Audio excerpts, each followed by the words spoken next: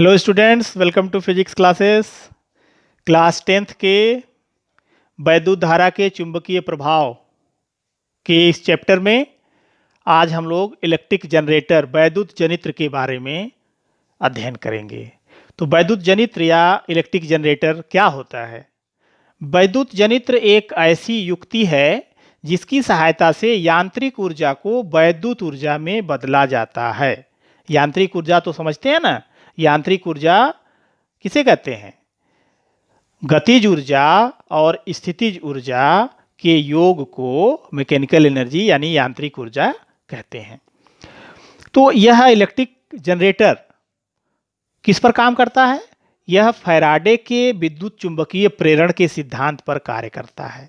और फैराडे के विद्युत चुंबकीय प्रेरण के सिद्धांत को पिछले वीडियो में आपने सुना और देखा है, तो इसे एक बार समझने के लिए फिर से पढ़ लेंगे। सिद्धांत: जब किसी बंद कुंडली को किसी प्रबल चुंबकीय क्षेत्र में घुमाया जाता है तो कुंडली से गुजरने वाले चुंबकीय फ्लक्स में परिवर्तन होता है, जिसके कारण कुंडली में एक वैद्युत वाहक बल उत्पन्न हो जाता है और परिपथ में वैद्युत धारा प्रवाहित होने लगती है। इस प्रकार कुंडली को घुमाने में किए गए समस्त कार्य का रूपांतरण वैद्युत ऊर्जा में हो जाता है। तो इस तरह से यांत्रिक ऊर्जा का रूपांतरण किसमें हो गया? वैद्युत ऊर्जा में। अब ये इसका जो है डायग्राम है। अब इस डायग्राम में आप देखिए क्या क्या चीजें हैं। N और S यह स्ट्रांग मैग्नेट होता है। A B C D यह इसकी आर्मेचर या कॉइल होती है। B1 और B2 ये इसके ब्रुश कहे जाते हैं। B1 और B2 जो है ब्रुश कहे जाते हैं। ये R1 और R2 ये इसके रिंग या वलय कहे जाते हैं। और ये देख रहे होंगे कि B1 से और इधर B2 से एक गैल्वानोमीटर को कनेक्ट किया गया है, ये देखने के लिए कि करंट फ्लो हो रही है। तो ये गैल्वानोमीटर क्या बताता है? गैल्वानोमीटर यहाँ पर ये डिफ्लेक्शन को बताता है। यह एग्जैक्ट रीडिंग तो नहीं करता है, यह डिफ्लेक्शन को बताता है कि डिफ्लेक्शन किधर हो रहा है। तो अब आप इसे डिटेल में देखें। जो क्षेत्र चुंबक है यह यू आकृति का प्रबल चुंबक होता है जिसमें कुंडली ABCD घूमती रहती है।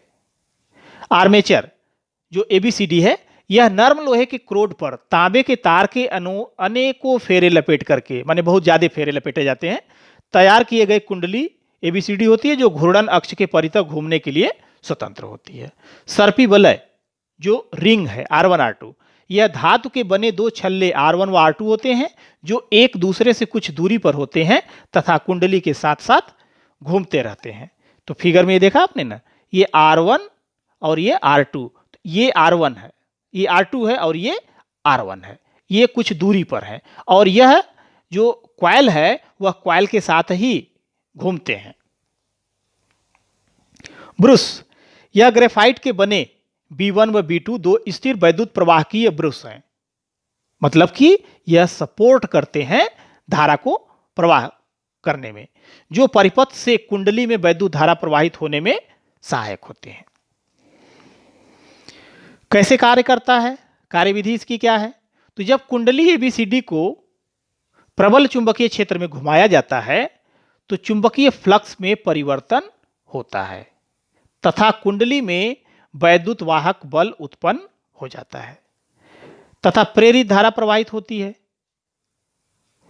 पहले आधे चक्कर में जब भुजा AB ऊपर होगी तो CD किधर होगी? नीचे होगी।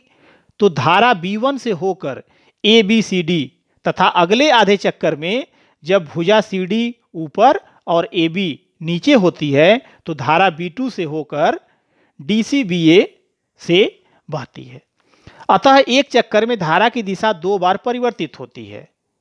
इसी कारण इसे प्रत्यावर्ती धारा कहते हैं तथा इस जनित्र को प्रत्यावर्ती धारा जनित्र कहते हैं।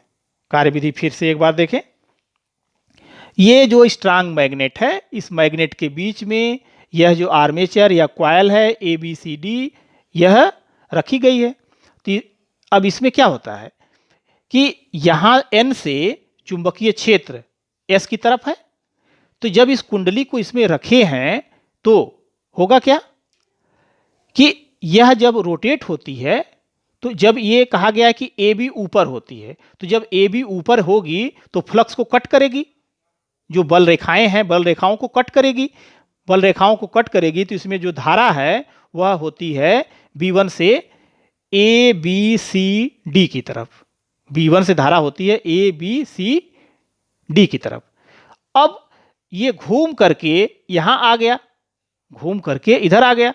तो अब जब ये AB ऊपर हुआ तो CD नीचे हो गया।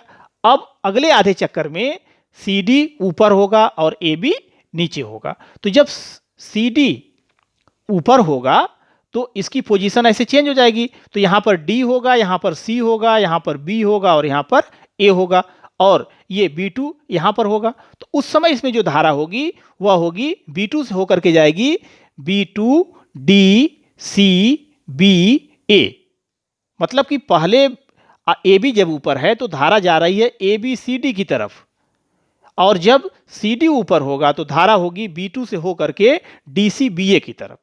तो एक चक्कर में आधे चक्कर के लिए इसकी दिशा एक तरफ और अगले आधे चक्कर के लिए उसकी दिशा उसके विपरीत होती है। तो एक पूरे चक्कर में यह 2 बार परिवर्तित होता है। इसी परिवर्तन के कारण इसमें उत्पन्न हुई धारा को, प्रेरित धारा जो उत्पन्न हो रही है, इस प्रेरित धारा को प्रत्यावर्ती धारा कहते हैं।